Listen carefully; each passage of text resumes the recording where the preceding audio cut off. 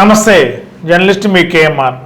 ఏపీలో కూటమి ప్రభుత్వం ఒక కొత్త రాజకీయం నడుస్తుంది. రాజకీయాల్లో సహజంగా అధికారాలు ఒక్కోసారి ఒక్కో పార్టీ అధికారంలో ఉంటుంది. మరి ఈసారి 2024 ఎన్నికలలో కూటమి ప్రభుత్వం అధికారంలోకి వచ్చింది. మరి అధికారంలోకి వచ్చిన వెంటనే పొలిటికల్ గేమ్ స్టార్ట్ అయినట్టుగా కూడా కనిపిస్తుంది. టార్గెట్ వైఎస్ఆర్సీపీలో ఎంపీల, రాజ్యసభ సభ్యుల, శాసన మండలి అంటే ఎమ్మెల్సీల ఈ టార్గెటెడ్గానే కూటమిలో పెద్దలు అనేక రకాల ప్రయత్నాలకి శ్రీకారం చుట్టారని తెలుస్తుంది. ఉమ్మడి పశ్చిమ గోదావరి జిల్లా సంబంధించిన వైసీపీ ఎమ్మెల్సీ కౌరు శ్రీనివాస్ మరొకప్పుడు పాలకొల్లు నియోజకవర్గంలో వైఎస్ఆర్సీపీకి ఇన్ఛార్జిగా ఉన్నారు. తర్వాత జిల్లా పరిషత్ చైర్మన్ అయ్యారు. చైర్మన్గా చేస్తూనే ఎమ్మెల్సీగా అవకాశం ఇచ్చారు వైఎస్ జగన్మోహన్ రెడ్డి గారు. ఇప్పుడు ఈ వైసీపీ ఎమ్మెల్సీ కౌరు శ్రీనివాస్ గారు టీడీపీలోకి వెళ్ళడానికి ఒక కేంద్ర మంత్రితో రాయిబారం నడిచినట్టు తెలుస్తుంది. మరి ఈ పార్టీలో గెలిచి ఈ పార్టీ ద్వారా వైసీపీ ద్వారా ఎమ్మెల్సీ అయ్యి మళ్ళీ పక్క పార్టీల వైపు అడుగులు వేయడానికి కూటమిలో పెద్దలు, తెలుగుదేశం, జనసేన ఈ కూటమిల పెద్దలు ఎవరైతే ఉన్నారో వారు విసిరే పంజాలో వైసీపీ ఎమ్మెల్సీలు చాలామంది బొక్క బార్లుగా పడే పరిస్థితి కనిపిస్తుంది. మరి నిన్ననే వైసీపీ ఎమ్మెల్సీ జయమంగళ వెంకటరమణ గారు ఆయనతో ఒక ఎపిసోడు. మరి ఆయన కూడా గత 2-3 నెలలుగా ఆల్రెడీ పక్క పార్టీలతో సంబంధాలు పెట్టుకున్నారు. టీడీపీతో ట్రై చేశారు, కాలేదు. ఇప్పుడు జనసేనకి క్లారిటీ వచ్చేసింది, ఆ డీల్ కూడా అయిపోయింది. బహుశా ఈ వారంలో ఇవాళ యాక్చువల్గా జాయిన్ అవ్వాలి. ఈ వారంలో ఎప్పుడైనా జనసేనలోకి జయమంగళ వెంకటరమణ గారు వెళ్ళటం ఖాయం. అది సపరేట్ ఎపిసోడ్. మరొక ఎపిసోడు వైసీపీ ఎమ్మెల్సీ ఈ గోదావరి జిల్లాకు సంబంధించిన రాజకీయం అంతా కూడా గోదావరి జిల్లాల చుట్టే నడిపిస్తుంది కూటమి. మరి ఈ జిల్లాకు సంబంధించిన పాలకొల్లు ప్రాంతానికి చెందిన కౌరు శ్రీనివాస్ గారు వైసీపీ ఎమ్మెల్సీగా ఉన్నారు. స్థానిక సంస్థల ఎన్నికల్లో ఎమ్మెల్సీ అయ్యారు. మరి ఎమ్మెల్సీ పదవి కాలం ఉంది ఇంకా ఆయనకి. మరి అయినప్పటికీ కూడా కూటమి ఆడే గేములు మరి వైసీపీ ఎమ్మెల్సీ అందరూ కూడా ఆ గేమ్లో ఆకర్షితులయ్యే అవకాశం కనిపిస్తుంది. మరి వైసీపీ ఎమ్మెల్సీ కౌరు శ్రీనివాస్ గారు కూడా ఈ గేమ్లో అట్రాక్ట్ అయినట్టుగా కనిపిస్తుంది. వైఎస్ఆర్సీపీకి రిజైన్ చేసి ఎమ్మెల్సీ పదవికి రాజీనామా చేయడానికి దాదాపుగా 25 కోట్ల రూపాయలు డిమాండ్ ప్రతిపాదన చేసినట్టు తెలిసింది. మరి ఈ ప్రతిపాదనకి రాయబారం నడిపిన ఒక కేంద్ర మంత్రి పెద్ద ఎత్తున రాయబారం నడిపి 1-2 సార్లు కలుసుకుని కౌరు శ్రీనివాస్ గారిని టీడీపీలో తీసుకురావాలి, టీడీపీలో తెచ్చే ప్రక్రియలో మరి ఈ డీల్ నడిచినట్టు తెలుస్తుంది. ఈ డీల్ కూడా మరి కౌరు శ్రీనివాస్ గారు 25 కోట్ల రూపాయలు కావాలని చెప్పి ప్రతిపాదించారని ఒక సమాచారం, ఎంటీవీకి చెందిన అత్యంత విశ్వసనీయ వర్గాల సమాచారం. కానీ ఈ రాయబారం నడిపిన కూటమిలో ఒక కేంద్ర మంత్రి, అది కూడా ఈ జిల్లాలకు సంబంధించిన వ్యక్తి కాదు. ప్రస్తుతం కేంద్ర మంత్రిగా ఉన్న వాళ్ళు కోస్తా జిల్లాలో ఒక కేంద్ర మంత్రి. మరి ఆయన రాయబారంలో నడిపారు.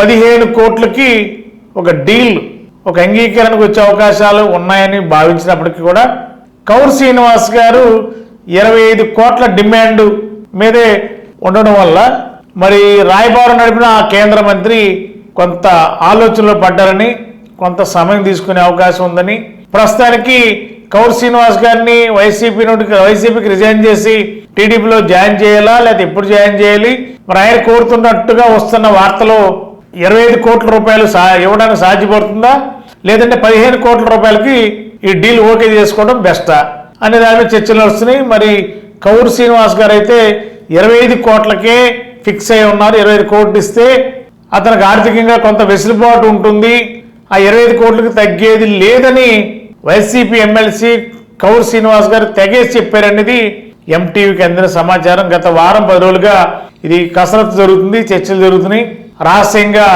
కలుసుకున్నట్టు సందర్భాలు కూడా ఉన్నాయి. మరి ఇప్పటికైతే క్లారిటీ లేదు. 25 కోట్లు ఇవ్వడానికి కూటమిలో ఉన్న కోస్తా జిల్లాలకు చెందిన కేంద్ర మంత్రి అంగీకరించలేదని తెలుస్తుంది. దీంతో ప్రస్తుతానికి వైసీపీ ఎమ్మెల్సీ కౌరు శ్రీనివాస్ గారి డీల్ ప్రస్తుతానికి తాత్కాలికంగా వాయిదా పడింది. కానీ త్వరలోనే దీనికి ముహూర్తం ఫిక్స్ చేసి మరి ఆయన అడుగుతున్న కౌరు శ్రీనివాస్ అడుగుతున్న 25 కోట్ల కంటే ఒక 5 కోట్లు తగ్గించి 20 కోట్లకి ఓకే చేసుకుంటే బాగుంటుంది. 20 కోట్లతో ఆయన ఎమ్మెల్సీ పదవికి రిజైన్ చేయాలి, టీడీపీలో జాయిన్ అవ్వాలి.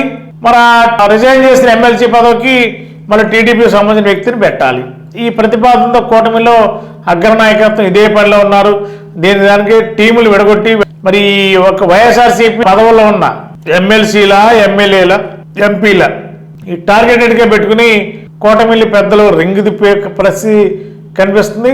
మరి ప్రస్తుతం నిన్న జయమంగళ వెంకటరమణ ఎమ్మెల్సీ డీల్ దాదాపు క్లారిటీ వచ్చిందని చెప్పి ప్రచారం జరుగుతున్న క్రమంలో మళ్ళీ ఈరోజు వైసీపీ ఎమ్మెల్సీ పాలకొల్లు చెందిన కౌరు శ్రీనివాస్ కూడా డీల్ వ్యవహారం పెద్ద ఎత్తున కోట్ల రూపాయల డిమాండ్ ఉండటం వల్ల మరి ఈ రాయబారం కేంద్ర మంత్రి మరి ఆలోచించి త్వరలో నిర్ణయం చెప్తామని చెప్పాను కూడా సమాచారం. మరి ఎప్పటికీ ఈ కేంద్ర మంత్రి నిర్ణయం చెప్తారు, మరి ఎప్పటిలోపు వైసీపీ ఎమ్మెల్సీకి ఉన్న కౌరు శ్రీనివాస్ గారు పార్టీకి ఎమ్మెల్సీకి రిజైన్ చేస్తారు అనేది క్లారిటీ రావాల్సి ఉంది. కౌరు శ్రీనివాస్ గారికి 25 కోట్లు ఇస్తేనే టీడీపీలోకి వస్తాను అని కరాఖండిగా తేల్చి చెప్పారనేది ఎంటీవీకి అందిన సమాచారం. మరి రానున్న రోజుల్లో మరి ఏం జరుగుతుందో చూద్దాం. మరి అయ్యప్ప దేవాయ నమః, అభయ స్వరూపాయ నమః. ఓం శ్రీ స్వామియే శరణమయ్యప్ప. 2024 నవంబర్ 15 శుక్రవారం రాత్రి అనగా కార్తీక శుద్ధ పౌర్ణమి నాడు బొమ్ములూరు గ్రామం కొయ్యూరు రోడ్డులోని దీపక్ నెక్స్ట్ జెన్ నందు శ్రీ శ్రీ శ్రీ హరిహర సుత అయ్యప్ప స్వామి వారి పంచమ మహా పడిపూజ మహోత్సవంలో భాగంగా స్వామివారి పల్లకీ సేవ, కలశ పూజ, పుష్పాభిషేకం కేరళకు చెందిన మేలుతంత్రి మురళీ నంబూద్రి గారి ఆధ్వర్యంలో అత్యంత భక్తి శ్రద్ధలతో నిర్వహించబడింది. పెడన బాలాజీ గురుస్వామి, నరసరావుపేట కుమార్ గురుస్వామి గార్లచే భజన కార్యక్రమం అత్యంత వైభవంగా జరుగును. కావున అయ్యప్ప స్వాములు, శివస్వాములు, భవానీలు దీక్షాధారులై ఈ కార్యక్రమంలో పాల్గొని తీర్థప్రసాదములు స్వీకరించ ప్రార్థన. ఈ కార్యక్రమం శ్రీ తడికమల్ల ప్రసాద్ గురుస్వామి మరియు శ్రీ గోగినేని బ్రహ్మాజీ స్వామి గార్ల పర్యవేక్షణలో జరుగును. భక్తులందరికీ ఇదే మా ఆహ్వానం. ఇట్లు దీపక్ నెక్స్ట్ జెన్ యాజమాన్యం, అమ్ములూరు గ్రామం, కొయ్యూరు రోడ్డులోని దీపక్ నెక్స్ట్ జెన్ నందు. ఓం శ్రీ స్వామియే శరణమయ్యప్ప.